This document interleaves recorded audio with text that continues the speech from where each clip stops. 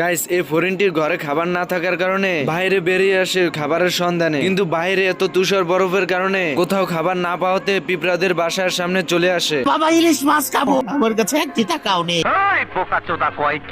ফড়িনের আওয়াজ শুনে পিঁপড়ার দল চলে আসে এবং ফড়িনকে ঘরের ভিতর নিয়ে আসে। এরপর ফড়িনকে চাঙ্গা করার জন্য গরম স্যুপ খাওয়াতে থাকে। এর ভিতর পিঁপড়াদের রানী চলে আসে। রানীকে দেখে ফড়িন কাঁদতে কাঁদতে বলতে থাকে, আমার লাভ লস নেই, আমার লাইফটাই লস। জয় বাংলা, জয় বঙ্গবন্ধু। এরপর রানী ফড়িনের কষ্ট কমানোর জন্য ফড়িনকে একটি গিটার দিয়ে গান গাইতে বলে।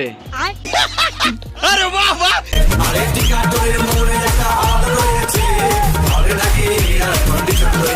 এর ভিতরে গ্রীষ্মকাল চলে আসে আর যে যার মতন খাবার সংরক্ষণ করতে থাকে।